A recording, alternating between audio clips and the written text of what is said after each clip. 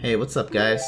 My name is Faraz. I'm a Majora's Mask runner, and this is a beginner's tutorial. I'm basically going to be explaining most of the main tricks that runners use, that are like foundation blocks for overall strategies or other glitches that we end up performing in a run. I'm gonna show off a couple of practice resources here first. This first one that I loaded is called ZC or Zelda codes. There's a bunch of different functions. You saw me teleport. I can get to HESS speed like that. And then you can give yourself like any item, as much heart containers as you want, change magic, all that good stuff, change your sword. And your rupees also serve as warp locations. So for example, 10 takes you to Woodfall, and so you can get to places pretty easily. So this one right here is KZ, and right off the bat you can see that you can visualize all your inputs at the bottom of the screen there. So it basically has built-in input viewer already, which is pretty cool. And then this menu right here lets you access a bunch of stuff. There's cheats and warps, kind of like what's already accessible in Jimmy's cheats, but this also has like collision viewer stuff. You can set watches to watch any part of memory you want, well, valid values. But anyways, change your inventory to anything you want. There's a debug thing if you're a scientist. I don't really know what all these things do. I don't use KZ that much. And this is something I actually wanted to talk about. As cool as KZ is, it does introduce a little bit of lag into the game, and it's much more noticeable or actually affects gameplay when it comes to laggy areas. And so in general, you would rather practice on the Zelda codes version. I'll be linking both of those in the description for you guys, and I'll also, if you have any more questions about them, I'll also have a link to our Discord, Majora's Mask Discord. Everyone in there is pretty helpful. I tend to find that the Majora's Mask community is really welcoming of new runners, and so feel free to ask us anything you'd like. And with that, I'll get started.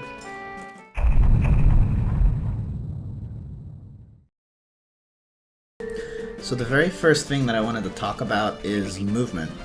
Basics of moving fast in this game. I'm going to start with being human. Human, you're basically going to have two options 90% of the time. You have rolls, which do increase your speed a little bit, and you have backwalking, like this, which is just turning around and holding back while you're targeted. Backwalking is always faster at longer distances, always anything longer than 4 or 5 rolls, I believe. But rolling is just easier and also faster over shorter distances. You do have to space your rolls out correctly. If you're just mashing A like this, notice how Link isn't taking a step between rolls, and that's actually slower. So you want to space it just enough so that he takes a step between each roll, just so you can keep that speed preserved, basically. And it's something you'll get in the habit of doing eventually. It'll be second nature. As for when to backwalk versus when to roll, you're just gonna have to look at spots in the run and copy what runners do essentially, or time it yourself. But yeah, we basically have those two strats, and then when you do have slopes, like this slope, it can be faster sometimes to side hop down or side hop up as such. There's just a little note, most of the time we don't do that.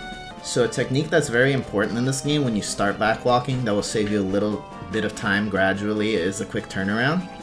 To do a quick turnaround, basically what you do is if you're targeted holding forward like that, you're going to let go of it, you're going to mash it once, so you're just going to touch it like that, and then you're going to do this a second time again, right? So it's going to be something like this, like 2 quick presses, but on the second press, you're also going to touch and hold down.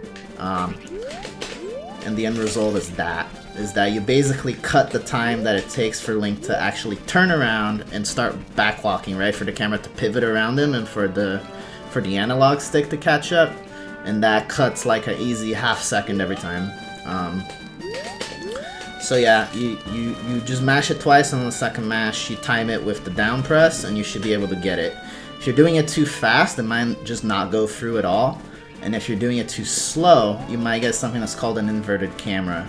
Oh yeah, I also want to emphasize really quickly that stuff like Side hops, rolls, backflips, things like that are used for setups a lot, so it's something you might want to get used to it if you never played the game casually.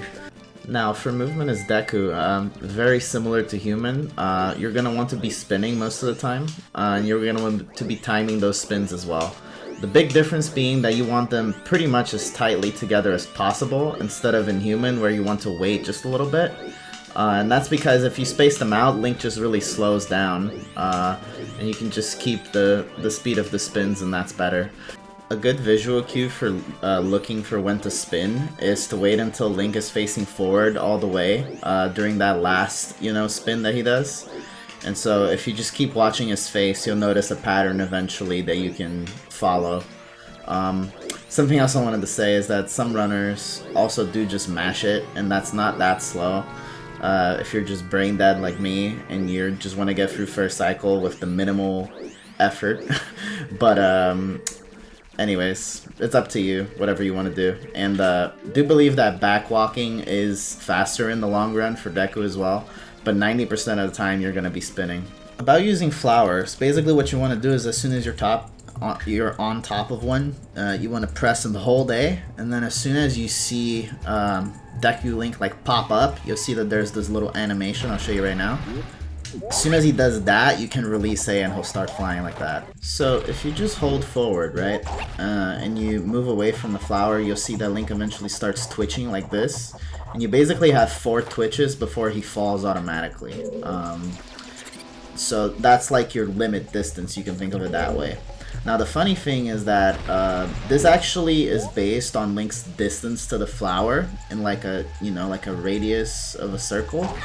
And so you can actually like fly forward, and then once he starts twitching, you can still like go backwards and like fly around like willy-nilly. It really doesn't matter, like as long as you're within that radius, he's not really gonna fall.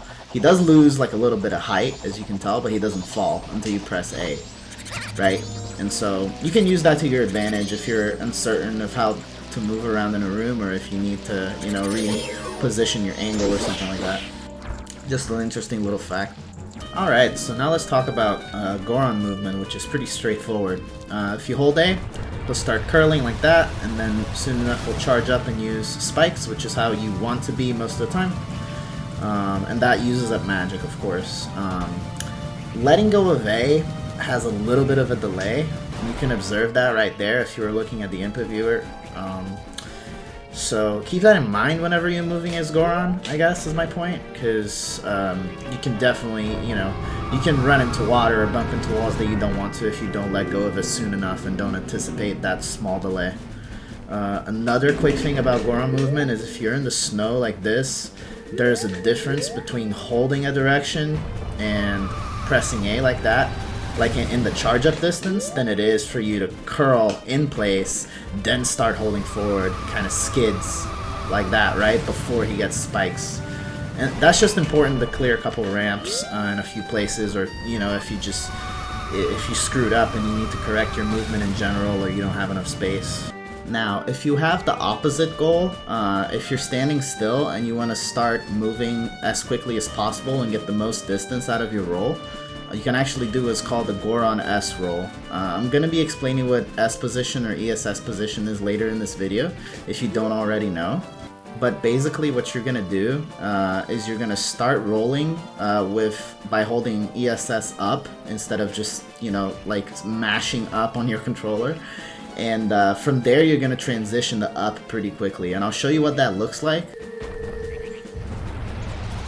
So like that right there, notice how there was barely any smoke under Link at all when he started to roll there, and he reached like his maximum speed before the spikes pretty quickly.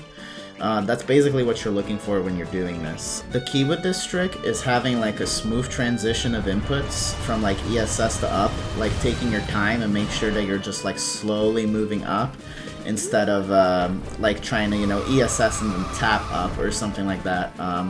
I have a much bigger success rate when I just take my time with it and I just like lightly push the control stick up instead of trying to jam it. Finally, if you don't want to get spikes at all, which is very rare, something you can do is as soon as he starts to charge up again, you basically let go of up and tap it again. And he'll stop charging it up, but he'll still keep his speed basically. But yeah, that's all there really is to it. And you can lose traction sometimes, depending on where you are, especially if you're climbing different textures, like climbing up to get to Snowhead. It's a pain in the ass, but you kind of get used to the Goron rolling mechanics in this game after enough practice. So now moving as Zora. Again, very similar to human. If it's a short distance, you want to roll like that, spacing it. You have to space it as Zora, and otherwise you're gonna backwalk. Swimming. So let's talk about swimming. Most of the time, aka all of the time, you're going to want to be dolphin diving like that. So basically, as he touches the water, you hold down again until he, you know, he dives, dolphin dives. And this is the fastest way to move a Zora. You lose a significant amount of time if you don't do it, if you're just swimming like that. Also kind of important to note, this is not as important if you're just starting at the game, but swimming in English is different than swimming in Japanese. So if you're switching between versions, you can get a little confused. Basically, in English, if I press left and press A like that, he basically goes immediately left and starts curving even more. Whereas in JP, he would kind of take like a wider turn of some sort and go more towards the direction you were holding originally. It's hard to explain, but basically English takes the camera into account, whereas JP doesn't. It just takes Link's position into account when doing the corrections, and they're just different. So get used to one and get good at it, I guess is my point. Another really small thing, and I'm only mentioning this because I know for a fact there are casual players that don't know about it. You don't need to hold B like that to do a quick spin. You can simply twist the control stick around and press B. And that doesn't use magic, whereas this type of quick spin does use magic. So that's something important to note. So quick spins are actually really useful for certain battles where you need to stun lock bosses, in particular on English because you don't have access to power crouch stab. And so a way to know if you're doing them correctly is to look for a special animation that happens when you do your third quick spin in a row, when you have them like tightly bunched together. So if I do 3 in a row here, you'll see that the white of Link's sword actually lasted a little bit longer than the blue magic effect. Whereas, like, you know, usually they're like really close together. And so when you get 3 in a row like that, you know you're good. And a lot of the times when people do fail quick spins, they're failing them because they're not spinning their stick around enough, or they're spinning your stick around too much. It should be one full turn around going back to down. If you do too much or too little, it will not work. And so that's the main way people fail it, I would say. And then from there, once you get that down, you just practice the timing to make sure that they're tightly bunched together.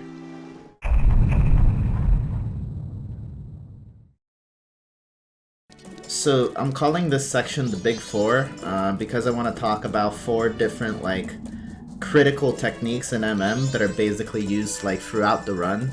This is just like, it's mostly gameplay stuff and then one application of a trick that's really useful to us. Anyways, first I'm going to talk about just mashing text. So there are 3 buttons that clear text in this game. A and B are the ones that people tend to know, but a little secret that a lot of people don't know is that C up will also clear text.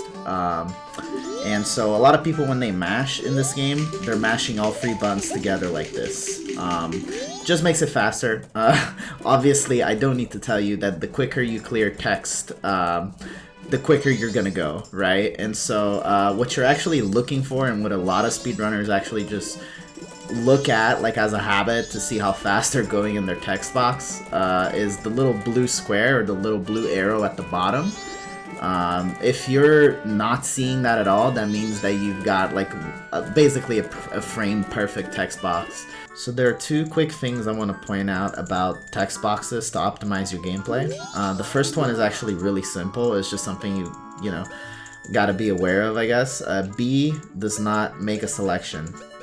Neither does C up. For you to select stuff in a text box, it needs to be A, just so you know.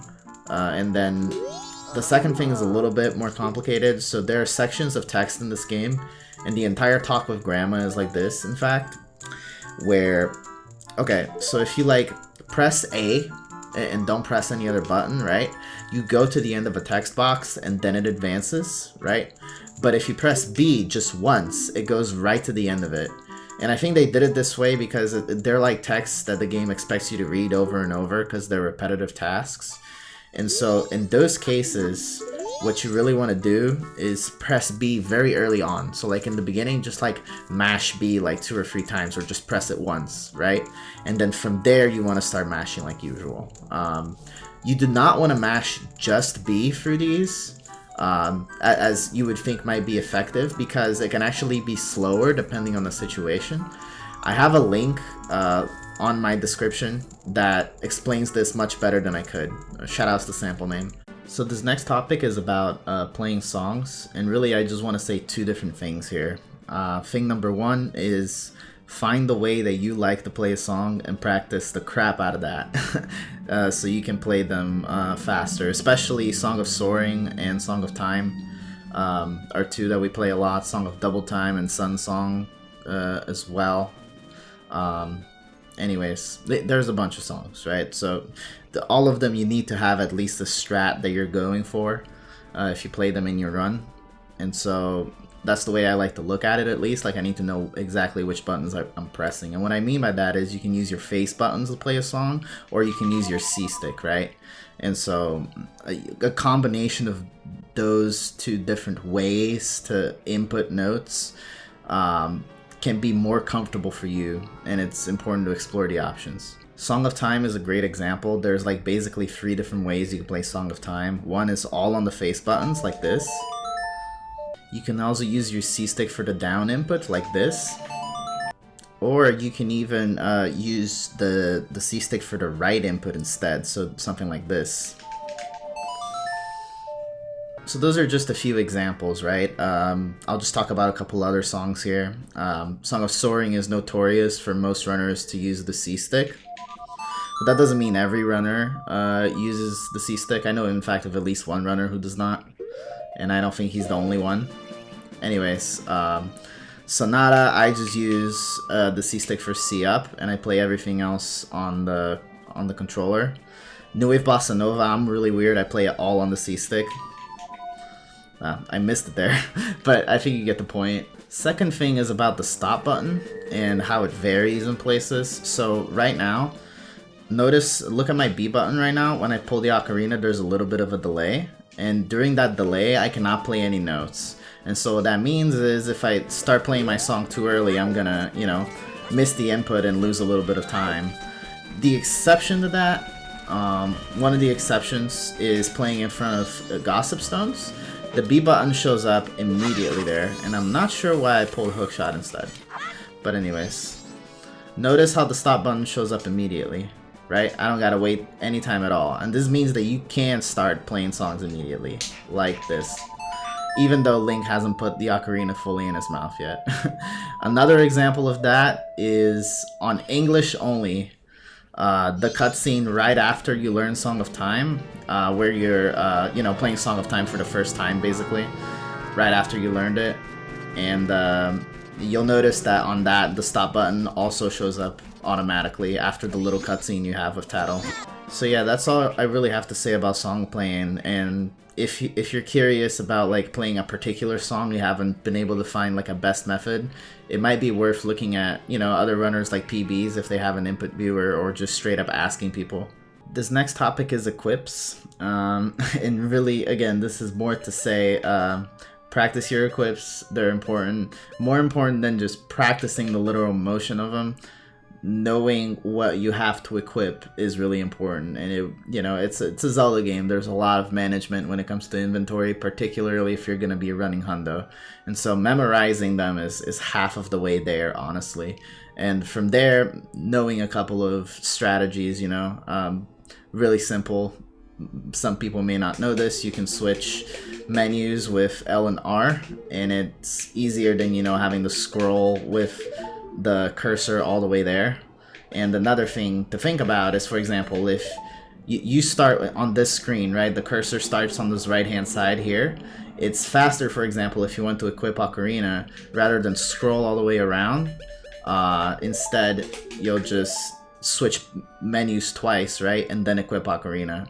Even if it's not faster, right, it might be marginally faster, it does feel more natural. Another tiny thing that saves a little bit of time is that normally when you hold down the cursor on a pause menu, it takes a little while to speed up like that. And so for shorter, you know, item changes, you want to be tapping instead of holding it down and waiting for it to get to its slot, right? It's only ever really useful to hold it down if it's like super far away in a singular direction, right? Now, the exception to that is if you're coming into a pause and you already know you have to go far. For example, like, let's keep the cursor on R there, for example. I unpause and hold the direction and it's immediately a full speed, right? If I compared it to, like, there wasn't this little waiting period that is right there when you're just paused. And so in those cases, it will save like a significant amount of time. Really, the hard part about equips is getting them down in muscle memory effectively, mostly because they also tend to change as routes change, or as, you know, you implement little strats here and there. But it's still worth it at the end of the day. And I would encourage you to do so. And the other thing that you'll start to figure out as you learn this game is that, you know, you like items on certain buttons. That's particularly true for explosives like bombs, choose, I would say hookshot, and Ocarina as well. You'll just learn that for that trick you like it on X, or for that trick you like it on Z, and you'll learn to, you know, manage your equips around that. Final little thing is that there's a difference between tapping like up left or down left when you're switching pages, right? Up left would get me to the top column, while down left would get me to the middle column. And so that's also important to think depending on what you're trying to equip, right? Like Goron Mask is really easy just to tap down left instead of having to go up, left, down. The last thing I want to talk about, and this is potentially the most important thing you can learn from this video, is pause buffering. This will save your ass, especially in the beginning. This makes Zelda speedruns much easier to learn, much easier to execute. You'll notice that if I just mash start, right? So I pause and unpause really quickly, that no frames are passing, right? And you'll also notice if I let some time pass that there's just like a slight delay between the pause menu going away and visual frames actually updating again, right? Link starts moving again. That section where no frames are passing, you know, the section in between is called unpause lag. It's important for two reasons. Reason number one, you can time your pauses in such a way that you're only letting the game pass one frame at a time. And if you've caught on already, there's a lot of tricks in this game that are frame specific, right? You have 1 frame to do it, 2 frames to do it. This helps you find that frame consistently, right? And be able to execute tricks much easier without having to either input on that particular frame or even pause on that correct frame always, all the time, right? You can always just reach it by doing this methodically and with the right rhythm. The second way that it's very important is that you can actually input, like controller inputs will register during unpause lag, even though the game is passing no visual frames. So if I'm targeted like this and I pause, and then I unpause and quickly press A, Link will start rolling on the very first frame that the game updates, right? Regardless of how much time passes in the unpause lag world. The game will just remember that you pressed A at that moment and go, oh, okay, he wants to roll. I'll roll as soon as I start playing again. Now, you're gonna have tricks where your objective is simply to, like, you know, press a button and be done with. And in those cases, you can simply press that button right after you unpause and let the game play, right? Like, you're good. But in a lot of cases of tricks you want to buffer, you actually want to let frames pass one at a time. And so it becomes a little bit tricky because you have to basically figure out the rhythm that you need to do those pauses. And there's several things that get into play here. If you're pausing too quickly, right? Like if you're just like mashing start and doing it too quickly, no frames are gonna pass, right? And that also means that you can't input anything. Like for your inputs to work in unpause lag, you need to let at least a frame pass. And so you need to, you know, be consistent with that 1 frame gap. 2 frames or 3 frames, you know, might be fine if you pause early, but if you only, you know, if you're too close to it, you might miss your frame that you want. And so that's where the actual duration of unpause lag comes into play, and it varies a lot from room to room. Grottos are notorious for having really short unpause lag like that. Notice how I'm mashing really fast. That was 2 frames right there. Most of those have been 1 frames, but that one was even 2. Now compare that unpause lag with Great Base Water Wheel Room, and you'll see what I mean. It's quite ridiculous, in fact, how big of a difference there is. My point being, if you're practicing a trick that uses unpause lag, you need to practice it in the room that you're in. To be able to effectively retain that muscle memory correctly, right? Even if you have several weird shots that you're doing in the run, I wouldn't just practice weird shots in Termina Field, for example, right? Once you get enough of a good hang of them, I would go to specific spots where those weird shots are present and practice in those spots. Because if you're buffering them, you'll have to get used to that unpause lag to do them correctly, right? It'll even, like, the lag that's within each room can even change tricks that you do unbuffered, like Megaflip timings. In general, you want to practice tricks in the room that they're in, purely for this reason and for the reason that lag in this game can really affect how many frames it's actually passing per second.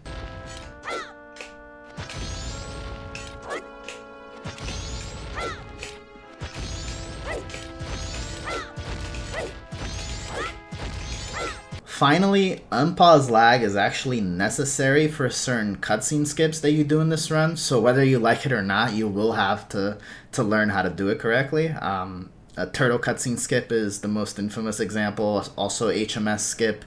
They all require pause buffering.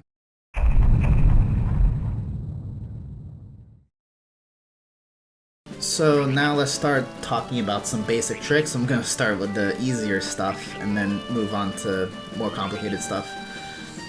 First things first, mashing true mask transformations. This is really basic, but again, a lot of people don't know it. First time you put on a mask, you usually get a little cutscene like this. Every other future time that you put on that mask or take it off, if you mash the button of the mask twice, you can actually skip that little cutscene.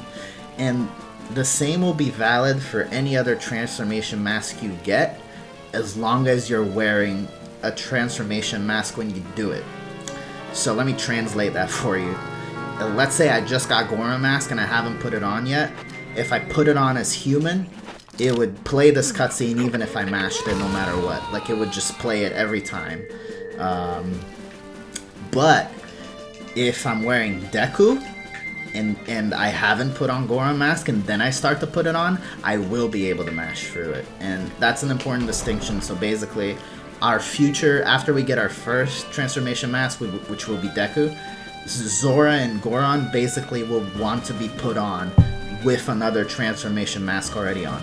Another little thing about masks is if you put on a mask and you don't hold any direction, notice how the little cutscene after was longer than if I were holding a direction, right?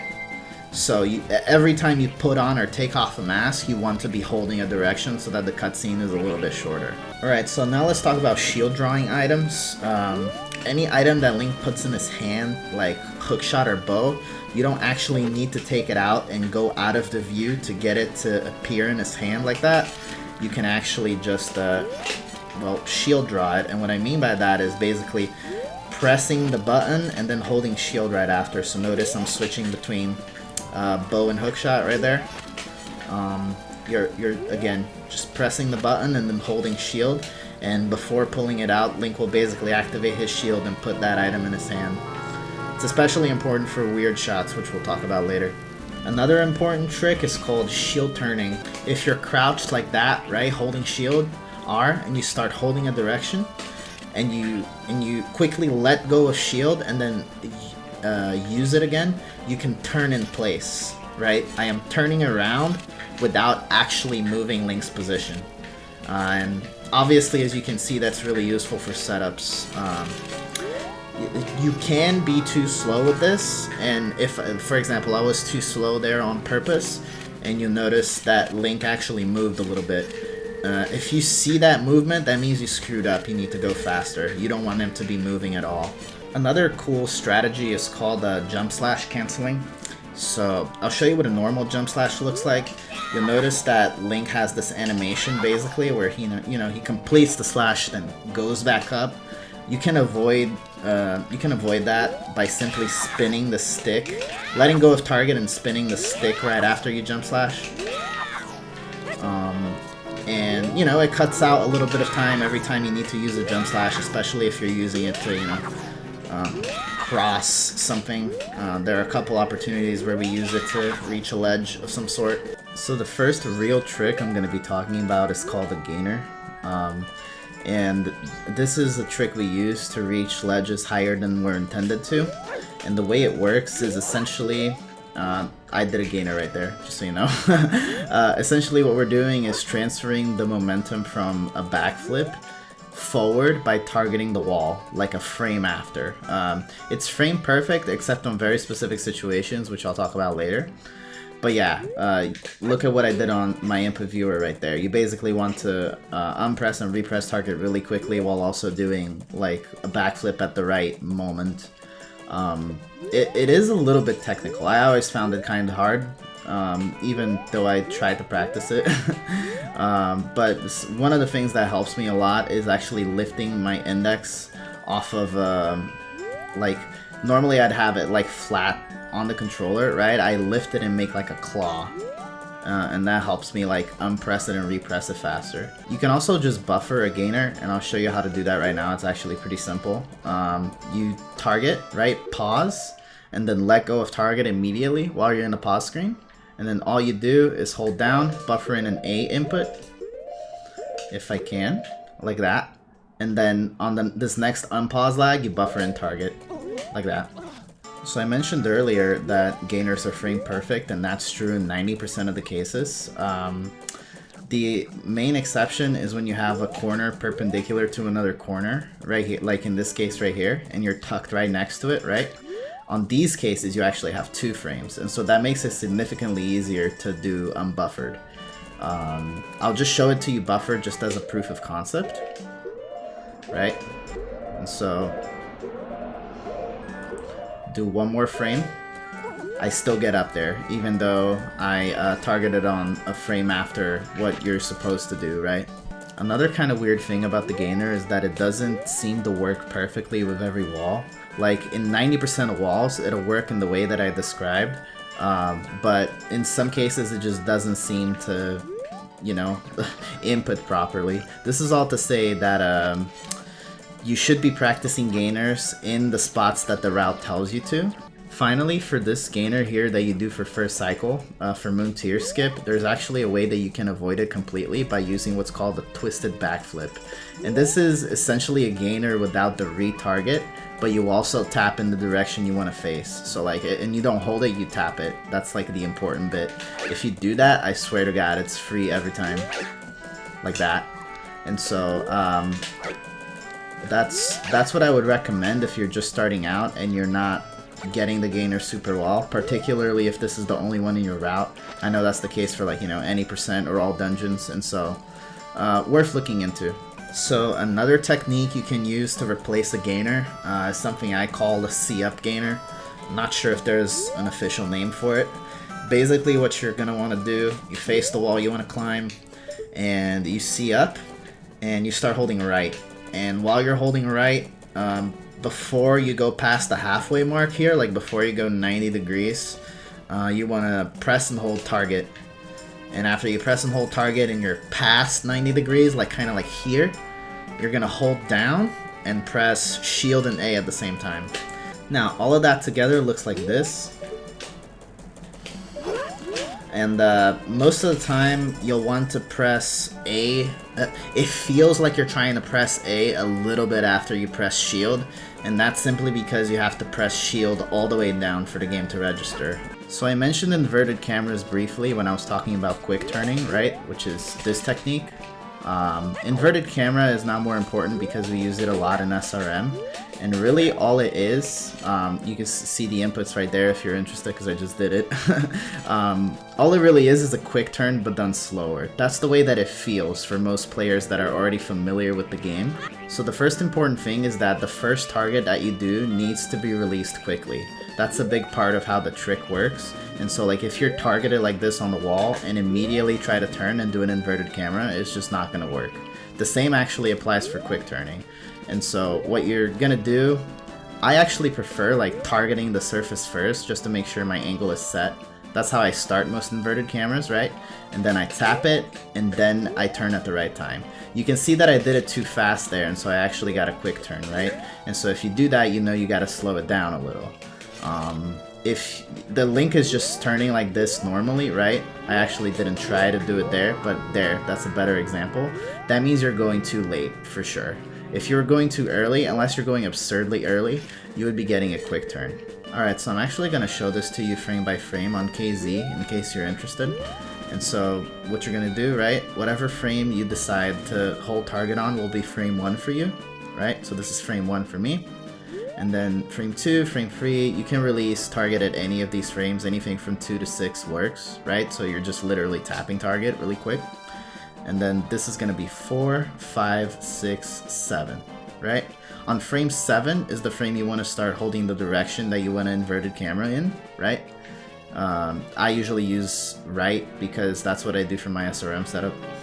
And then from there, 1 frame after, you want to start holding target. And that's inverted camera right there. You actually don't need to hold right if you don't want to. You can just tap right.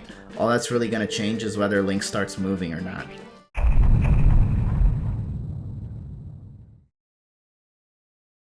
Alright, let's talk about hovers. For me to talk about hovers, I need to talk about ISG first. First, I want to point out that this sign very clearly says poop. Just putting that out there. ISG, Infinite Sword Glitch, is a trick where if you interrupt the Link's crouch stab at the very last frame by either reading something or interacting with anything, you can grab basically anything that interacts with the A button except doors. Your sword will swing infinitely, and this is what it looks like. See right there, my sword is very shiny and glowy. It's basically swinging at every frame now. And I don't have anything to... I have this torch right here that I can show you. See, it's like hitting it forever. So, this trick is useful for us because when we shield the damage source in the air, Link will actually stick in the air. And this is what we call hovering, like that. I can float in the air and basically go wherever I want as long as I have enough explosives. And that's the main use of ISG. Don't get me wrong, it's still useful for certain enemies, but this is primarily why we get it. To get ISG, what you're going to do is you're going to crouch next to anything that you can interact with. Again, it can be a sign, it can be a chest. Most of the time it's going to be a bomb. You're going to crouch. You're going to press B, so he crouch stabs like that, and at the very last frame, you're going to press A. And I'll show you what the frame looks like right now by pause buffering. So see, he's bringing the sword back, the shield isn't fully in front of him yet. And now it is. That would be the theoretical frame that you need to press A, right there. That frame does vary depending on whether Link has his sword out or not. Again, most of the time, like 90% of the time, you're going to be getting it off of bomb. And when you put a bomb down like that, Link automatically puts his sword away. So it's useful to learn the timing of not having the sword out than it is the other way around. Now, you're probably going to have to learn both anyways, and the reason why I say that is it's very common, for example, for me to miss the first one but get the second one, right? So you basically have 2 tries, 3 tries really, if we're counting, of getting ISG off of the same bomb. So, the point being, the timing is different whether the sword is out in his hand or not, and learning both timings is important to be a good speedrunner. So in terms of what ISG looks like, I showed you the glowing sword like this. if you're early, you're basically just gonna crouch step and nothing's gonna happen. Show you what that looks like right now, actually, like that. Even though I pressed A, he didn't grab the bomb at all or react at all. And naturally, if you're late, like that, he grabs the bomb, but doesn't get ISG, so he puts his sword away and grabs it without actually having it. So the way you can tell is always to look for the shiny sword. And you saw the little streak of white right there, right? Most of the time you're going to be facing forward. That's the little streak of white you're looking for to know that you've gotten it. You can actually backflip and press B to pull your sword out if you really want to confirm that you have it. Crouching like that will cancel it, as well as walking in or climbing very tall ledges. Slashing your sword will obviously cancel it. Transforming into Goron or Zora will cancel it. So I want to find the frame that looks like that. And if you just press A like that and let go of shield, you're good. That's how to get ISG buffered. I will recommend that you try your hardest to practice it in buffered, because it is a trick you'll have to get several times in a run, so you don't want to be wasting time like that. But it is frame perfect, so in the beginning, don't be ashamed if you need to buffer ISG. It's natural. Finally, there is another type of ISG you can get that is not regular ISG by, you know, reading signs or grabbing bombs. We call that damage ISG. Again, 90% of the time you're gonna do this with a bomb. Let's say you put down a bomb, right, and you couldn't get it off your first crouch stabs like that. You can stab. You can use crouch stab at the very end of the explosion, or sorry, at the very end of the bomb fuse, right? To time it with the explosion, and then let go of shield so he's not crouching at the end anymore, right? And that looked like what I just showed you there, like that. You have quite a big gap. I'm pretty sure it's more than 2 frames to actually get the trick. So it's pretty easy, and it basically allows you, right, if you missed ISG off of the first bomb, at least you can still get it off of that bomb and already have it and pull a second bomb as a backup for your trick, right? Just to give you an example of how it can be useful. So before I get into actually doing hovers, I want to talk a little bit just about like general properties of hovering. Notice right now that I am targeted and that I'm not pressing target, right? So whenever you're hovering, your camera is always locked in place like that, unless you unlock it, which I'll show you how to do later. And so you don't need to be holding target any of this time, but you also don't get to change your direction until you hit the ground like that.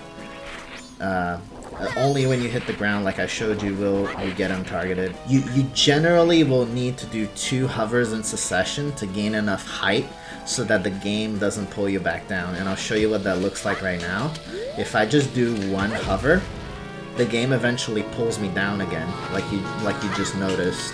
And it just has like a check to check for Link's position and pulls him down if he thinks he's not in the correct position. Now if I do this over a ledge like this, where I'm high up enough, the game will not pull me down. So you can either do it off of a ledge like that. Obviously, most of the time you're not going to get that privilege, so what you'll actually need to do is do 2 hovers in a row. Usually 1 bomb hover and 1 chew hover. And if you do 2 of them, the game, you're too far up at this point and the game won't pull you down. So, on how to actually do a hover. So you have 2 types. You can use bombs, right, to do a hover, or you can use chews. If you're using bombs, all you really need to do, right, you're holding down, you're going to press shield and A at essentially the same time the backflip. Shield is just dropping the bomb, A backflips now. Obviously, if you press A before shield, he's just going to drop the bomb down like that, and that's not good. So if you need to, you can space it out just enough so that you drop and then press A. It's important not to also drop it too early, right? So if you drop it way early like that, the explosion will not even reach your shield and you won't be able to use it for a hover, right? So generally speaking, you want to keep them at the same time, and it's better to practice them at the same time. So yeah, that's a bomb one, right? You're holding down, shield and A. For a chew, it's slightly different because you actually have to pull out your chew after the backflip. So what you're actually going to do is backflip, right? Holding down, press A like normal, and then slide your finger over to wherever your chews are. I always put them on X. Slide your finger over to X and then press shield as such. And you can see that on my input viewer. You can also, you know, pull chew really fast and press shield much later. The shield timing really doesn't matter much. Again, I like to put them in together because it's like at that point it's a fluid motion, right? Just like the bomb. So it's better to practice them together. Now, you can basically divide hovers into 3 different types. I like to call them distance hovers, height hovers, and wall hovers. Distance hovers is for gaining distance, right? Horizontal distance. And so you're letting more time pass like that before you press the chew. Or you're letting less time pass before you actually drop the bomb, right? Kind of tricky, but it makes sense once you think about it. And for bombs, you're basically looking at when it just starts doing the fast flashes. Is about as perfect of a distance hover you can get. You never want to lose height because that doesn't really help you in any way. You want to keep it strictly horizontal. Now, if you're doing a height hover, it's the opposite, right? For bombs, you're gonna wait really, really late and gain height that way. Or for chews, you're actually gonna just do them as quickly as you can, right? And chew height hovers are generally the hardest ones. Now, wall hovers are really just a subdivision of height hovers, right? And the reason why they're special is because you actually have like a frame limit. You only have 2 frames to pull out the shield and to pull out the chew and shield it. And I'll show you what failing that looks like right now. So if I do it too slow, the chew will simply run down the wall like that. The reason for that is because whenever you pull out a chew near a wall, even if you're floating, the chew will automatically run down that wall. And what's actually making it blow up in this case is the ISG on the sword on your back. And that's why there's that frame limit, why you only have 2 frames. So wall hover is really just a really, really good height hover, right? Just a proper height hover with a chew. You won't have to worry about that in the case of bombs, but notice right there that my camera had not panned up until just now. So obviously, because we're using the bomb to time it, when you're facing walls, it can usually be really, really hard to try and use bombs unless you pan the camera like that. The only other trick you have is if you have a bow or a hookshot, pull out that item and roll, and that'll basically pan the camera up for you and you'll be able to see the bomb. Final point, I'm not on Japanese, so I can't actually demonstrate this to you, but if you are on Japanese, you will need to slash your sword before you attempt to do before you get ISG, if you're gonna do a wall hover, right? So in the case of Hidden Owl, before you get ISG for Hidden Owl, you're gonna want to slash your sword, then get ISG. The reason for that being is, on Japanese, crouch stabs don't have a damage value until you slash your sword in the loading zone, right? So you just loaded a new map, you need to slash your sword to set that value. On English, the crouch stab value is automatically set to 1 because they fixed that glitch, and so you don't have to worry about it because it will do damage to the chew, right? And JP, if you don't slash your sword, it will not do anything to the chew and he'll just run down the wall. So yeah, little important thing to note there. Now, I told you earlier that there's a way that we can untarget in the air, and that's true. And you can use anything you can target, honestly, like an enemy would work, but 95% of the time we're gonna use a chew. And what that looks like is like this. It's just pressing target you're just doing a normal hover and pressing target at a specific frame. Notice if I repress target, it will lock the camera again, right? So important not to do that if you don't want the camera to... Can I get an Untarget, please? Can I get an Untarget? Okay, thank you. Anyways, important not to press target if you're trying to change directions. Now,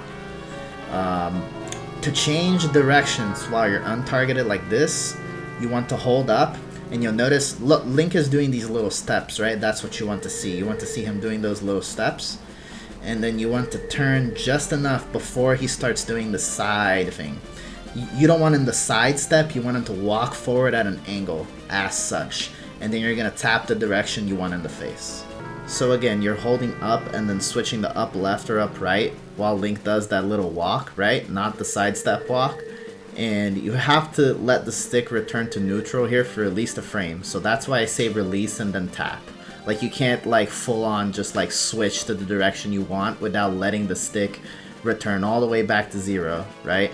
And then you tap the direction you want. It's just important to let that little bit of time pass. You can start holding shield at any point now, and you're just gonna buffer up to the first frame of explosion like that. And that's the frame that you press target on. The target you will need to press during unpause lag. But yeah, that's how you do that buffered. Another little technique I want to talk about, this is a little bit more fringe, more like case specific, I guess, is staircase hovering. In case you don't have access to choose, you can basically just use bombs and still not let the game pull you down from the hover. The way you do that is you lay 2 bombs far away enough really quickly. So what you're gonna do is, I use this mainly for this trick right here. I'll target this wall, pull a bomb, shield it, and back and side hop at the same time, and then quickly pull out another bomb as quickly as I can, right? And right after I do the side hop, I walk just enough to the right, shield that bomb down, and come in between them, right? And I wait until I see my visual cue for the first one, and I just do 2 backflips. And what that looks like is like this, right? So they're far away enough. I missed the timing up there, but I think you kind of get the gist. Link is going to be able to do 2 sequential hovers off of those bombs.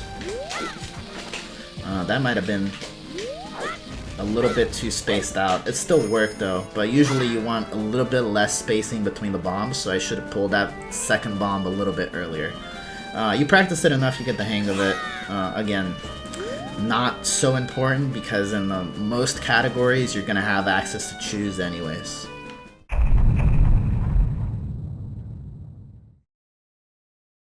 So the next thing I'm going to explain is called the HESS position. It's something that's shared by several tricks in this game, including a few of the ones I'm going to be talking about next. Essentially what it is the smallest amount of input on the control stick that the game will actually detect. Link doesn't actually move around at all, but he actually spins like that. You can see I'm moving my control stick just enough to make him spin. That's called the HESS. We call it extended super slide position because we found it because of extended super slide. Anything past that, you'll start walking really slowly like this, right? And then, you eventually build up to a full movement walk. But reason the HESS position is important, there's 2 reasons. It's required for a few tricks, but also we have setups in this game, and sometimes those setups require you to do, one frame ESS or 2 frames ESS, either way, right? And you can do ESS right or ESS left. So ESS right, obviously he's spinning clockwise like that to the right, and if I do it the other way, he'll spin left. And theoretically you also have ESS up and ESS down. So for example, if I try to ESS down, he'll face down, right? But those are less used. Generally what you're doing is just left to right. So I actually turned on my webcam for this part just so I can show you what I actually physically do, because this is kind of important. The correct way to do this, the way you'll be most consistent with it, is approaching it from the side like this. I'm sucking at it because I'm having to hold the controller really weirdly, but this is basically what you do, and you want to be aiming more towards the diagonal than towards the side. The reason for that is just there's just a bigger range of inputs that are ESS towards the diagonal, so you'll have more leeway that way. Again, main trick is don't put your finger on top and move around like you normally would to try to get it. Approach it from the side and nudge it towards the diagonal. I usually like to approach it kind of from the top like this, so I'm nudging it right towards down right, or in the opposite case, you'd put it right here and nudge it towards down left. like that. You'll get the hang of it eventually if you practice it enough. You'll get used to where the ESS range is on your controller in particular, because that also varies from controller to controller. So, alright, the second important thing I need to talk about before I delve into these tricks is HESS frame. So, essentially what this is, all it really is we're looking at a specific frame of the bomb animation to roll on, so that we can time it. We're basically timing Link's invincibility frames with the beginning of the explosion, so we can do wacky shit with it. And the way this looks, I'll actually drop a bomb down right now without rolling first so you guys can see it. You'll see there's like these long red flashes, then there's these short ones. Basically, I wait for the long ones to pass, and I wait for 3 red flashes. Basically 3 red flashes and you roll. You'll get the hang of the timing eventually, right? But at first you'll pause buffer, so you'll count 1, 2, right? Then the third one right here, right? I'm passing 1 frame at a time. That's the first blue frame after that third red flash, right? This is not a HESS frame yet, right? This frame will not work. The frame after this one, the second blue frame, will work. This one is the first HESS frame. Frame after this, which is the first red frame of the 4th red flash, that is the second frame that the trick will also work on. This frame. Just showing you what that looks like. And the other way that you can tell once you start doing this unbuffered is by relating the bomb animation, the bomb explosion, to Link's position, right? So I'll show you again also what that looks like. So 1, 2, that's the third flash, right? So I'm gonna let 1, 2, that's the first HESS frame. So right here I'm gonna roll, and you'll see at one point I'm gonna be able to see Link's feet. Now the frame after, the bomb's gonna explode, right? And you'll see that there's like a little bit more of green between Link's shoes and the shield. That's what the first HESS frame always looks like. And the second HESS frame looks like the frame before. So if I do that, that's the second frame. It'll look like that with just the shoes, right? So the first frame of the shoes. Basically what I'm trying to say is for the first frame of explosion, you're either looking for just the shoes or shoes and a little bit of green. I actually passed 2 frames there on accident, but that's also another way that you can tell that you rolled on the correct frame. On top of that, if you roll early on a HESS frame, you will always take damage. So if you're taking damage while you're trying to practice this, you're always going early. Going late, you'll usually still not take any damage at all. You'll just be way earlier in the roll animation. It'll look different. So the first trick that I'm going to talk about is the HESS, for which the HESS frame is named after. And what HESS means is hyperextended super slide. Really fancy term for saying you're flying around backwards really fast. So the way we execute a HESS is we basically combine the 2 techniques that we saw earlier. You're going to be holding ESS, right? While you're targeted. It's not going to look like this. I'll show you why later. And then you're going to roll. You're going to pull a bomb out, and you're going to shield drop it and roll on the same frame, on the HESS frame that we talked about. And I'll show you what that looks like really quick. And at the same time, you're going to untarget like I did. Now, while you untarget, you're going to keep holding ESS. It's very important you keep holding ESS the entire time. And you're going to retarget after the explosion, after the bomb has blown up. The whole thing together is look kind of like this. Ta-da! Now, important to note that while I can retarget, untarget, and retarget to make myself turn, right? That little turn that Link does with ESS. He does that as well, even though he's flying backwards. And so I can actually direct my movement around, right? Just by untargeting and retargeting as such. And that's obviously really useful. And another thing that I can do is to change ESS positions to start moving in a different direction. And I'll show you what that looks like right now as well. So I'm holding ESS right at the moment, right? Which means that I'm turning clockwise. If I start holding ESS left instead, I'm turning the other way, right? And so, again, obviously that can be really important depending if you're moving around a super complicated hallway. You might be required to switch ESS positions several times. So I feel like one of the parts that newbies tend to struggle the most with, and this is kind of weird, getting ESS position while you're targeted. And the reason why you have to do this, I'll show you this right now. If you start holding ESS first and then target, you'll notice that Link's A button says attack. When I press A, nothing happens because he doesn't have a weapon, right? So A is just an empty thing. So if I try to pull a bomb out and try to roll on that frame, he's just gonna like do nothing, right? And the trick is just not gonna work. You need to get ESS after you're targeted, and you can't rely on that visual cue of Link turning around to do it. You need to actually look at how fast he's sidewalking like this. The very minimal amount of sidewalking is the beginning of the ESS range, and then it kind of tapers off like around here. It's very nebulous. I don't think anyone knows for sure, but I basically try to walk as slow as possible when I'm doing it and keep my thumb jammed in there, and pray. Praying works. So on failing HESSes, if you roll early, you're gonna take damage, like I mentioned earlier, right? Because you're not gonna have invincibility frames. If you roll late, you can actually get a slower version of a HESS, and I'll show you what that looks like right now. I just call it a slow HESS. I don't know if it has a proper name or not, or if it's just an ESS, a normal ESS, but this is usually what you get if you roll on a HESS late. And finally, HESSes can crash, and the way that they crash is if you're targeted on the frame that the bomb explodes.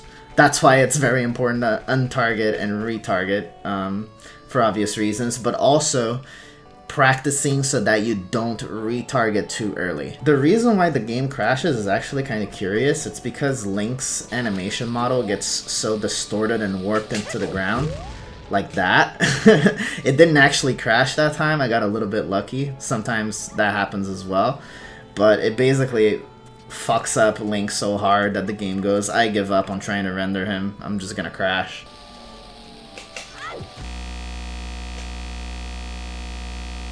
So the second trick I'm gonna talk about is called a Megaflip. And this is normally done while you're hovering. It doesn't need to. It also works in the land. Normally done while you're hovering though. Inputs for that are pretty simple. You're gonna roll on a shield drop and roll on the HESS frame like usual, and you're going to backflip while only holding down for a single frame. Basically what that means is either a tapped backflip, right? You're tapping down like this, or you're pause buffering it. And the reason why it's important to just tap it is if you keep holding the control stick, Link it'll basically nerf all the speed that you're trying to gain from the bomb explosion. There you go. So I'm buffering in down in A for a frame here, if I can. There you go. And I just unpause and let go of everything. That's a Megaflip. So it's actually quite important for you to be able to tell whether you rolled on the first HESS frame or the second HESS frame, because that actually does change the frame data for this trick as well. First I'll show you how to just identify when the bomb has exploded, because you're not actually looking at the explosion itself, but you'll still be able to see a little bit of a yellow streak coming from underneath Link. And it looks like that. As you can see, it just kind of lights up the bottom. And as you can see there, I rolled on the first HESS frame. For this, I can either backflip right here on the first frame of explosion, or I can backflip on the frame after this frame, and both will work just fine. If I can buffer in a backflip. Ta-da! Now, if I roll on the second HESS frame, I'll only have the second frame of the explosion to backflip on, and I'll show you what that looks like as well. So this was a second frame roll, and as you can see, I don't see that little green between the shoes and the shield yet, and because of that, this is actually, the roll hasn't really finished yet, so I can't backflip on this frame at all. And that's why the frame data is different. I just straight up cannot backflip on this frame. But I can still obviously let a frame pass and backflip on this one. This is the only frame you'll have. If you get to the third frame where you get that white and reddish effect, that frame will not work for mega flips.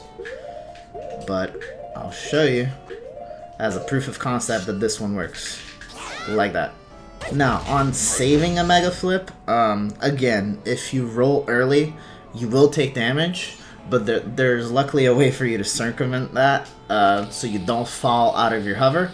If you notice that you rolled early like this, for example, right, you're buffering, and you notice that you got to the right frame and nothing happened, you go like, oh shit, I'm gonna blow up, and just hold shield and you won't fall down. You will pull out shield in time to shield it. Same goes if you accidentally press A before tapping shield as well, right? You want to have the full shield click happen at the same time that you press A, right? And a lot of beginner players will, because you have to depress the A button much less than you actually have to press down the R button, they'll end up pressing A a frame early, and instead of rolling, they'll just drop the bomb like that. Most of the time, I'm not sure actually of this because I've never tested it, but I've been able to save those mistakes a few times simply by holding shield as well, so keep that in mind. And if you happen to roll late, again, you should be able to tell, right, if you're paying attention to your frame data. But if you say, let's say you didn't, basically what you're going to end up doing is backflipping in place like that. And you can still save it by using a chew if you end up noticing it, right? If you're doing it unbuffered and you notice that you didn't change position, you can still save it by sticking in the air with a chew. And save your hover that way. Another important use with the chew, and this is actually one of the main ways a mega flip is beneficial, you can essentially cut down on the number of explosives you're using, because a mega flip is essentially equal to 3 distance hovers. So substituting those 3 explosives, you can instead just use 1 bomb and 1 chew, 2 explosives for the same distance. Like that is generally what you're going for. Again, paying attention not to drop down too much in height. So mega flips can crash much in the same way that HESS crash. Exactly the same way, in fact, by having ESS position while rolling on a HESS frame and you're targeted, right? And the way that comes about in mega flips is often accidental, like, because, you know, in a HESS you're obviously trying to go for ESS position. With mega flips it's more like you fail the timing of your tap backflip, right? And instead of returning to neutral immediately, you actually, like, because of the weight that you're putting onto it, you actually go over ESS for a frame or two, right, as you're returning to neutral, and that's what causes it. And so there's really 2 ways to mitigate it. You can either do your tap for your backflip and then quickly switch to up like that, or you can choose to simply do the tap backflip as normal like you would for a recoil flip, but also keep holding shield the entire time, like right after you shield drop the bomb, right?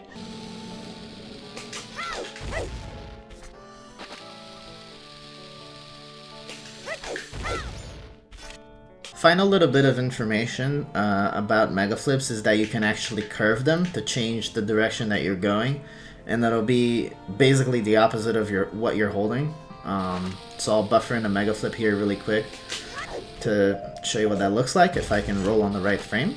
So I buffered a mega flip in here. I do find this much easier to do if you buffer it. Never been able to do it very well unbuffered. But right on the frame right after, you'll just start holding whatever direction you want, and you'll see that Link will curve it. And to do that unbuffered, basically what you would do is tap it and switch really quickly like that, is essentially what that looks like. Again, I've always sucked at it, so don't ask me for tips about it, honestly, but definitely able to do it unbuffered, and it can be important for quite a few tricks, depending, again, on the category that you're running. So now let's talk about Megasidehops. Megasidehops are identical to Megaflips basically in every single way, except that you're not inputting a backflip, you're inputting a side hop, and it helps you in two different ways. If you're trying to curve it, you're basically already holding that direction the entire time, right? So you'll automatically curve it. But the main benefit is that you don't have to worry about tapping the direction, right? With Megaflips, you have to tap down and not hold it for longer than a frame or two. That's not a problem with Megasidehops. You can keep holding the direction the entire time. So I'm gonna do the same old,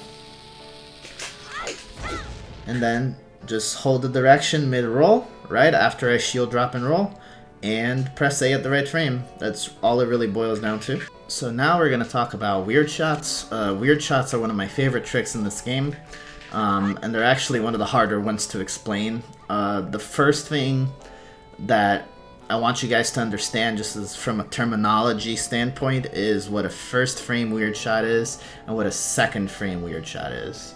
So this right here is going to be a first frame Weirdsshot, and as you can see, I basically shot straight down, and I can see everything going around. I can see the loading planes right there, and the houses, and the reason why I say shot straight down is because the second frame Weirdsshot is a little bit different than that. It sends you less further down, and it actually displaces Link position in such a way that you can see through walls. So this right here is going to be a second frame Weirdsshot, and as you can see, I'm much less further down than I was before. I can no longer see the bottom of those houses right there, but and you weren't able to tell this, but Link's position did actually shift quite a bit during that as well. And if I go back, you'll see that he snaps back to the left and a little bit further back a little bit,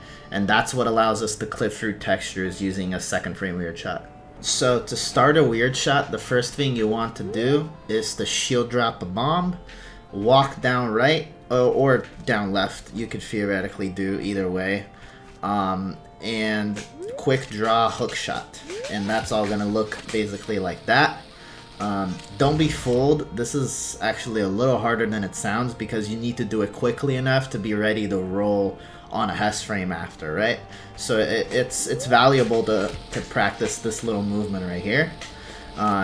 Important to note that if you're standing too close to the bomb, you will grab it, and if you grab it, obviously the trick doesn't work. So you need to be far away enough that your A button is saying attack instead of grab. Now, after you get that part figured out, what you're going to do is roll on a HESS frame, and right after you roll, you're going to start holding down left like I just did there. You're going to be holding down left for the rest of the trick. Down left and target both. Releasing those two is actually what differentiates between a first framer and a second framer. And then on a specific frame of the bomb explosion, which I'll show you what it looks like in a second, you're also gonna input hookshot, and you have a decent range of frames to do so. All right, so quick recap: you're gonna shield drop a bomb, walk down left, quick draw hookshot, and then you're gonna roll on a HESS frame. I'm pretty sure that roll was shit there, so I'll redo this really quick. After you roll, you're going to start holding down left and you're going to start buffering. I rolled on the second HESS frame there, and I can tell because I don't see the green between Link's feet and his shield on the first frame of explosion, right? So we're still going to be holding target and down left here the entire time, right? And we're going to buffer until the next frame. Second frame. This frame will work. You can, on this frame, you can input hookshot and the frame after as well, which looks like this. Both of those frames will work for what you're trying to do. Either one of those for a second HESS frame, you're gonna press hookshot, right? Just press hookshot and keep holding target and down left. Now you're gonna let a frame pass while still holding it, right? And then you're going to see this frame where Link is actually like, it looks like he's pointing forward, right? That will give you a first frame Weirdsshot. I know, sounds confusing. You pass 2 frames for a first frame Weirdsshot, right? If I wanted a first framer, I would just release target and down left right here, and I would get that. If I wanted a second framer, I would pass one frame more, and I'll show you what that looks like really quick. I would pass a frame more until I saw the camera do this weird thing like that. Basically goes underground, right? Automatically. On this frame, I would release target and down left, and that would give me a second frame weird shot. Any weird shot frame after this on English, as far as I know, will crash. There might be combinations that work, but they're not useful for us in speedruns. And in general, they'll just crash the game, period. Japanese version doesn't have that problem. Weird shots work a little different. I'm not sure why, but Japanese version rarely has weird shot crashes happen, so less of an issue there. So I've already talked about the frames that work for a second frame HESS roll. Now I'm going to talk about the first frame HESS roll. And really the only thing that changes is that for the first frame of explosion, you're also able to pull hookshot and make it work on that frame. And I'll show you what I mean right here. So this is a first frame HESS roll, first frame of explosion, right? This frame will work, except that for most people it'll work both buffered and unbuffered, but depending on the diagonal you'll have, it will not work unbuffered, and you'll be forced to buffer it when it's this frame. And I'll show you right there, just proof of concept that it works. And so this frame is just one of those special cases that you gotta, you know, do on your own console with your own controller and see that if it works out for you or not. I also wanted to point out that this only works for a first frame weird shot. This combination will not work for a second frame weird shot. And I'll prove that as well, because if I go one frame extra, the game crashes. At least it does for me. Who knows what it does on other people's consoles, but anyways. So second frame of explosion and third frame of explosion are always good, regardless of what happens. And that's true again for both HESS frames. I'll show you what they look like really quickly on first frame HESS roll. So you'll notice that Link actually stands up on frame 3. That's still fine. The fact that he's standing up does not matter. Just to prove it to you again, if I can. There we go. I realize that if you're new to the game, you may have no idea what I'm actually saying here. So I drew this little diagram. I hope this helps. You can pause the video now if you need to look at it. If you happen to roll early on a weird shot, again, like any other of the HESS frame tricks, you're going to take damage. If you roll late and you still try to perform the trick, he's just gonna pull out hookshot normally, like you didn't have the bomb there.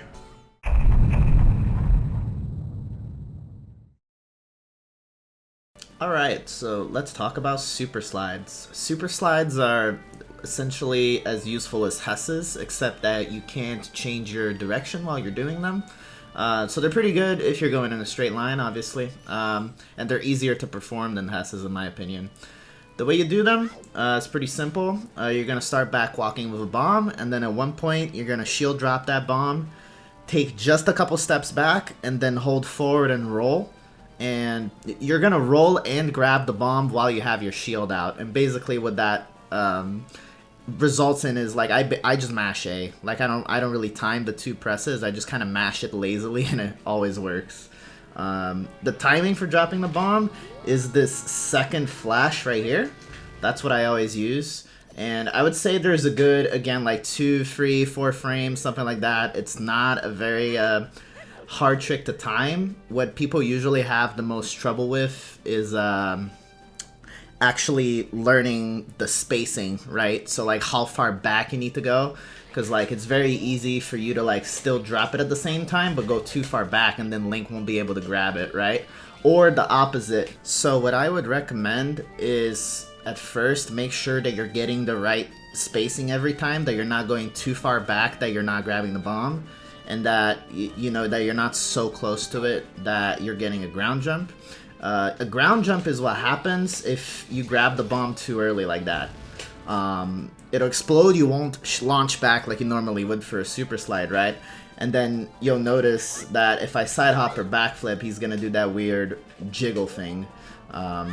We call it a ground jump because it's actually useful to climb ledges that you can't normally reach, right? Kind of like a gainer, but gainer kind of substitute that in MM, so it's essentially useless as a trick. It's only like more of an indication that you failed the super slide by grabbing the bomb too early. And if that does happen, again, all you need to do is backflip or side hop and it'll go away. Because when you do have a ground jump, you can't pull out any items, so obviously you don't want that. So again, just to recap, you're looking for the second fast flash while you're backwalking, shield drop, roll forward, roll while holding forward I should say, and then just kind of mash A lazily. As long as you hold shield, the super slide will keep going, unless you fall off an edge like that. You actually don't need to hold target at all, in fact. Another thing to note is if you're on a slope like this, the timing and the spacing of a super slide can change, so we tend to avoid doing them in slopes. Or if you do have to do one on a slope, I would suggest to practice that one separately so that you're more familiar with it. So now we're going to talk about a couple tricks that involve bomb boosting. The simplest one's called a long jump, and you can do this close to any ledge when you have bombs. Literally just place a bomb down and then use your sword to get close to the ledge.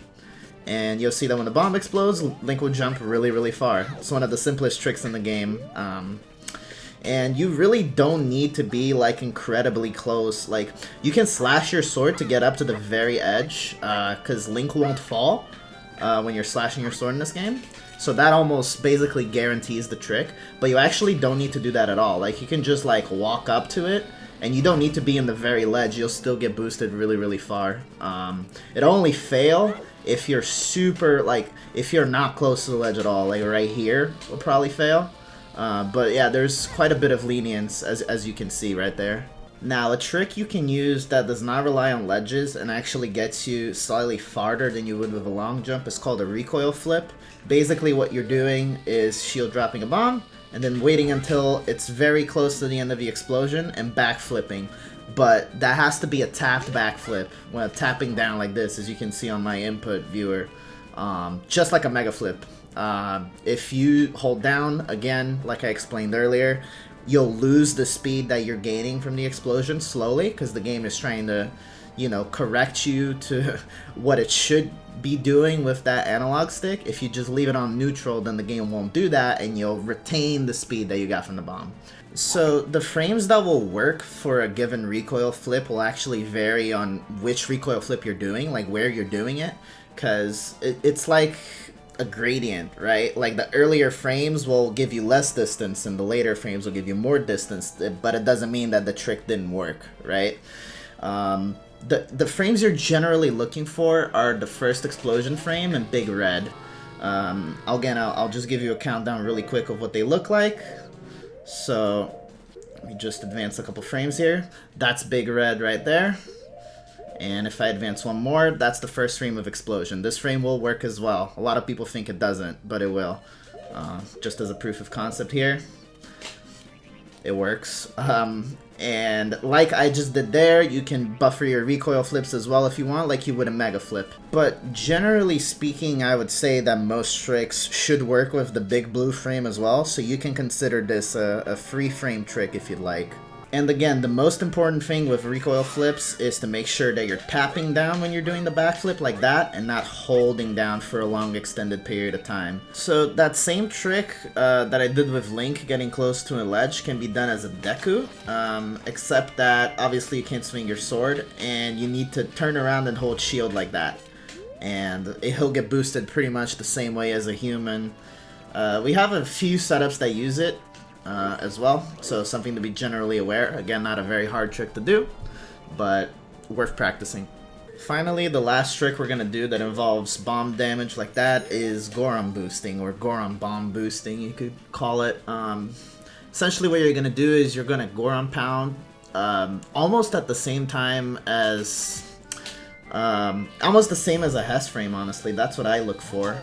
And then the bomb's gonna boost you. Classic usage of this is to get over this fence in Great Bay without using Epona, but it's used in a bunch of other places as well. The primary way that people fail this is uncurling as Goron either way too early or way too late.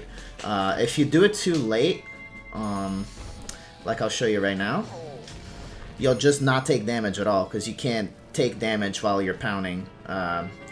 But if you do it too early, and this is less obvious, Link won't go as far high enough as he could. And that can fail the trick. That is actually how most people fail it. It actually has nothing to do with the bomb frame you're looking for, though that, that also matters. Both of them matter. But the most common one as a mistake is the curling too early. So just make sure you're following through. And if you want to buffer, you can also do that like that. I actually did it perfectly. So once you start seeing that orange at the bottom, kind of like a Megaflip, just let go of A and unpause, and you'll boost through just like that.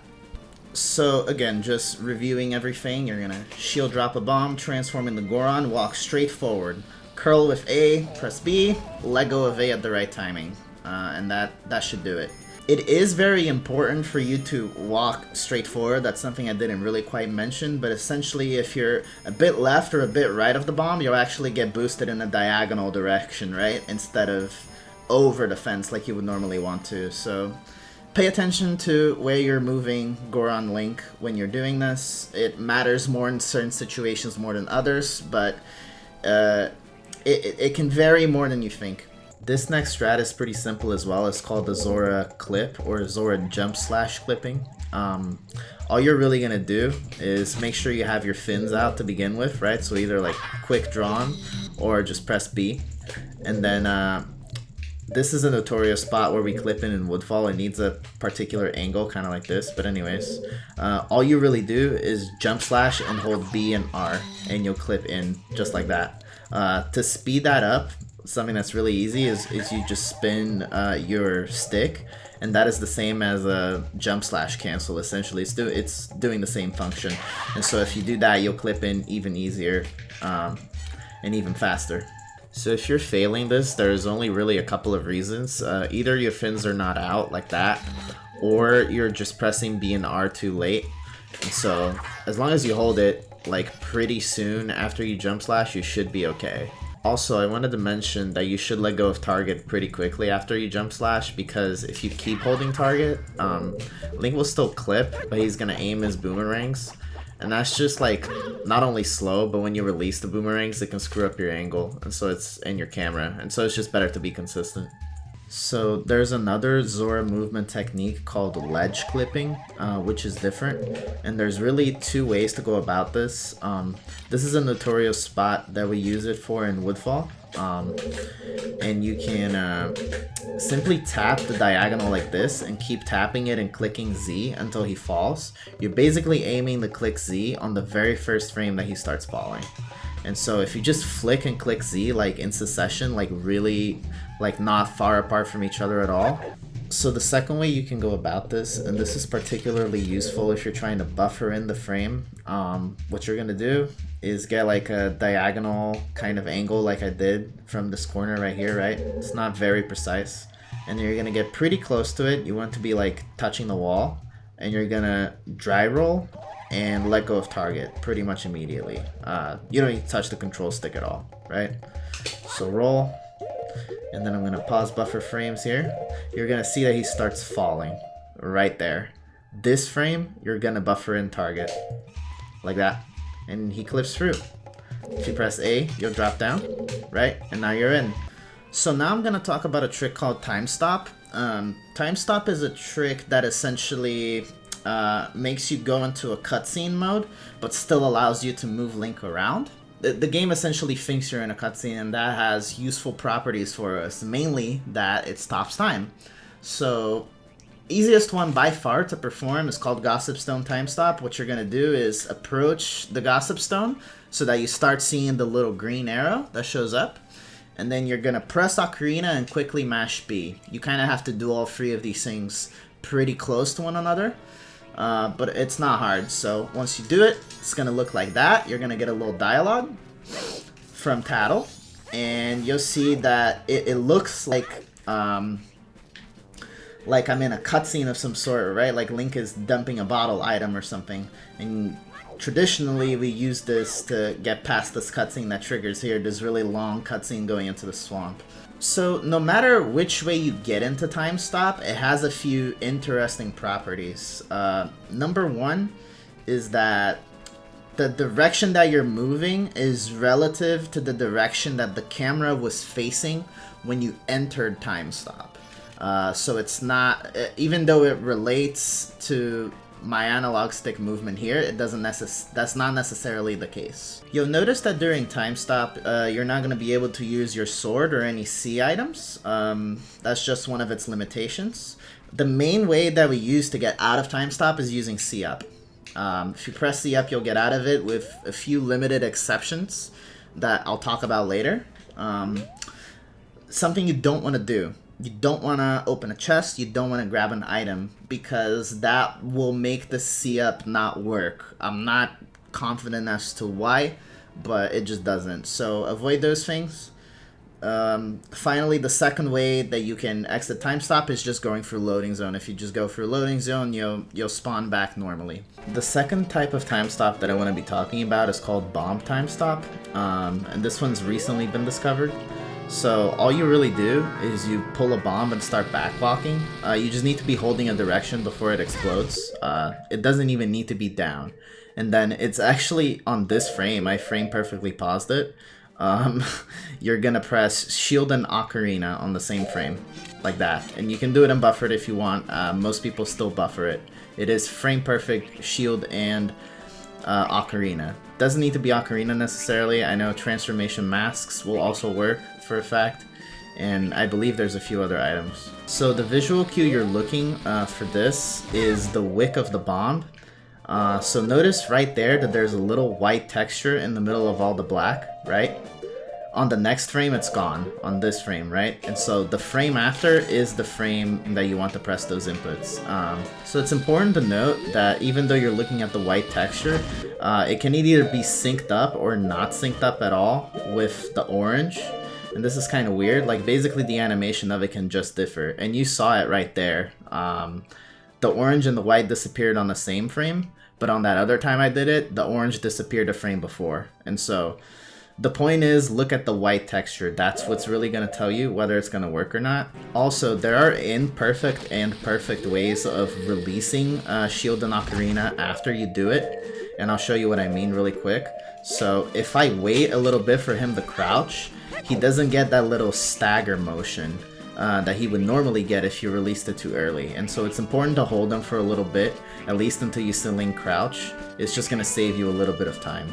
Alternatively, if you're holding a diagonal instead of holding a straight position, like this, it'll also like automatically allow you to move. It won't even give you like any animation at all, which is pretty cool. And it's something runners have not implemented in runs yet, mostly because all of our setups that we're used to using with Timestop use straight directions, and it's one for the future. I think it's gonna end up being used at some point. Finally, the third way we have to perform Timestop is with a bottle. In fact, it's a particular type of bottle. It's a bottled item in your hand. So what you're looking for is that blue content, right? Looking thing, having that in Link's hand, right? So after you catch the fish again or you catch something else, make sure you're not pressing A or pulling out your sword so that it doesn't go away. And then what you're gonna do is target and wait just for a little bit. Just a little second like that until it's fully targeted. If you do not do that, you'll still be able to enter Timestop, but you will not be able to get out of it with C up. And that's important most of the time. So make sure you target, wait a beat, right? And then what you're gonna do is press shield and press bottle. I did it there. I failed it there. I pressed bottle too early, for example, so that's one of the things I wanted to talk about. If you press bottle too early, that's what's going to happen. He's just going to dump the fish, and if you press it too late, you're just going to see him flick his shield like that. Again, it is a frame-perfect trick, but if you get it correctly, it'll look like that. You can keep doing it with the same bottle in your hand, which is one of the benefits. You can just keep practicing this forever and canceling it with C up. You can also buffer this trick naturally, and the way you would buffer it is, again, hold target, wait a beat, pause, press shield, right? You don't need to press shield during unpause lag because it follows that through the pause screen, the L and R buttons. So just keep holding shield, let a frame pass, and you'll see that the shield is starting to come out of Link's back right now, right? So that's one frame, press bottle. That's all you gotta do. Alright, this next trick is called Ocarina Dive. Again, another one of those tricks that has a few different ways to perform it. I'm going to be talking about the ways I do it specifically for version 1.2. That's the Wii VC version. So if you have an N64 cartridge, you might want to check your version. Make sure that you either have the right one, or if you don't, there are alternate ways to do it on 1.0 and 1.1. Anyways, what you're going to do here, you're going to get as close to the ledge as you can, right? You're going to slash until you're all the way there, like I just did. Either forward slashes like this, tapping up, which are, you know, get you a slightly greater distance, or just regular slashes. And then you're going to tap right and do a slash at the same time. And that's a diagonal slash like that you're seeing. And at the end of that slash, I've never really, I don't know exactly what frame it is, but towards the end of that slash, you're going to press Ocarina. And if you do it wrong, you're just going to stay on the ledge. But if you do it correctly, you're going to fall like that. The primary way that we use this is so that we can play songs while we're falling somewhere out of bounds, right? So we void while playing the song, and I'll show you what happens if you do that. So for example, after you do Hidden Owl, if you execute Ocarina Dive here, right, and you play a song, like Song of Time, it'll play as usual, but then when you void out, it'll interrupt the playing of that song. And what that essentially does to the game is that it still stores the command to show up that text box, but that's only going to happen when you read another text box, right? So I can read this one, and then you'll see that it'll prompt me, right, to save and return while I'm still moving around and all that good stuff. We usually use this so we can collect the remain and then save and reset. But there are a few different other uses of that can be used in a run as well. So I showed you how the Ocarina Dive off of a ledge using the diagonal slash like that. You can also just hover off of a bomb or a chew, and then hold the direction, any direction. I usually just hold left, and then mash Ocarina. If you mash it fast enough, the same thing will happen, and you'll be diving down. Also, if you have Zora Mask, another way that you can do this dive is by pressing B twice, right? So doing like a double slash in quick succession like that, right? Different from like a single and then a single like that. You need to be kind of quick with it. But anyways, once you do those two slashes, you look at Link's animation and you wait for him to just start like going back to neutral, right? And on that frame, you press Ocarina and he should dive. I also want to mention that whenever you store a song, if you by accident pull Ocarina after storing that song, you cancel storage. And so you need to be careful with that. Either like unequipping Ocarina preemptively, which some people do. But, you know, the smart thing to do and not lose time really is just to not press it at all. And, you know, just be conscious, like if you do press it, you might want to go back and restore it in case it still saves you time. A trick you can do with the bow or the hookshot, in fact, I think any first-person camera item, is called bow extension or hookshot extension. Essentially, if you have your bow in first camera view and then you're holding a direction, right? Any direction works, but most people use up. That's just what we're used to because we're used to lining up horizontally. Anyways, say you're holding up, all you do is tap A and tap bow again really fast. And it almost feels like a true wall hover, if you've learned that. And so what it'll end up looking like is like this, and you'll see that now my bow is through the wall, partially, and I can shoot arrows through the wall, like they're not hitting the wall like they normally would.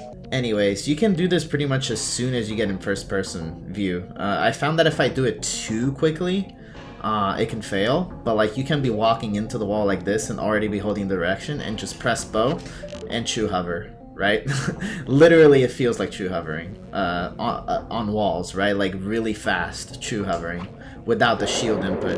And so here, for example, we use it to shoot Georg to replace the Weirdshots, if you're familiar with that. But there are a few other uses as well. If nothing is happening at all except Link exiting first-person view mode, like that, for example, it just means that you're doing it too slow. You just gotta speed it up, and you'll be able to get it. All that really matters here is that quick A press, then bow press. And I would suggest, obviously, I don't know, maybe other people prefer to time it with Z, but the most natural for me has always been X. Same for true wall hovers. I just find that more intuitive. There's also a way for you to fail it, and I can usually make it fail by going too early, but I've also gotten that weird thing where it's not through the wall all the way, only a little bit. So this next trick is called the Quip Swap, and it takes place entirely on the pause screen. Basically, what you can do in this game, as well as OOT, is that you can select any item with your cursor and then equip that item on a different slot that it goes in. Either of the slots available on the corners up here, right? So like these corners that I'm going to, right? And also some of the bottom row ones. So the way you do this is you select any item, let's say, Great Fairy's Mask, and then you switch pages, and then when you switch over, you tap a diagonal and a C item together on the same frame. The hardest part, the thing that people mess up the most with this trick, is tapping the diagonal perfectly. Not only on the same frame, but not too far to the left or too far up. Like, it needs to be pretty much right in there. People have more success by aiming up rather than left, simply because I think that, normally your tap tends to go a little bit left more than up anyways, because of where your thumb is positioned. So like aiming a little bit up helps. The spots that you can do equip swap over will vary depending on your equips, and so the main way to guarantee that they will work on the slot that you want them to work is to simply, copy the same equips that you would have at that point in the route.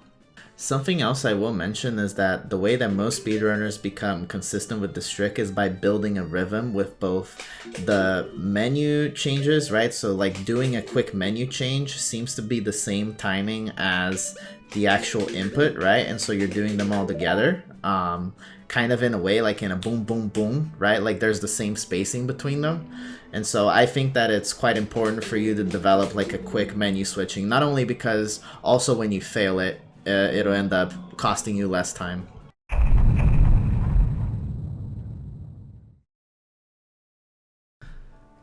Alright, that's pretty much it for the basics. Last thing I'm going to talk about, I'm just going to ramble a little bit on how to practice, little tips and tricks I've learned throughout the year.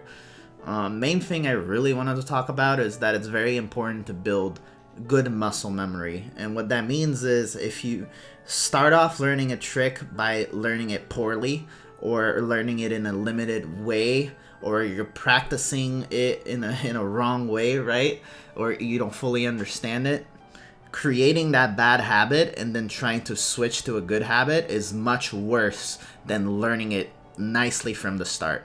So if you don't feel like something I explained here is something that you fully got, or that I didn't include part of something that's important, please reach out to other runners. Make sure, if you don't fully understand it when you're practicing, make sure to ask around and see what advice can people give you, because creating that good muscle memory from the start will help you in the long run a lot. This is especially true when it comes to the little stuff, like the equipping, right, or movement, especially movement as Goron Link or Human Link, right? So make sure that those basics are set and that you're actually practicing those basics as well on top of the hard tricks, because that will save you time in the long run. Something else I follow by, and I think a lot of speedrunners swear by this as well, is the rule of 10. You should be comfortable enough of a trick that you can get it 10 out of 10 times, right, if you do it. Even if you fail it like once in 20 tries, right, that's okay. But you should be confident enough that you're getting it 10 times in a row, no issues, right, before you implement it into the run. Something that's a little harsh, right, because, it's very hard to keep some tricks consistent within that rule of 10, but it's a useful metric for you to kind of gauge how comfortable you are with a trick, right? If you're failing it twice or 3 times in those 10 times, you know that you're definitely not there yet and you need to put more time in. Finally, something I would encourage everyone to do is once you're done learning, the main tricks that you're going to need for your run, practice things in segments, like small segments of like 5 to 10 minutes. It could be like, the entirety of Snowhead or the entirety of Stone Tower, or, you know, just like an arbitrary thing. It doesn't really matter. What matters is like by gluing all the pieces together, right? You can get all the tiny movement in between down and in your muscle memory as well, which does matter. And it just helps everything flow better, and you get used to like the unpause lag, for example, or even just the regular lag that may be in that room, right?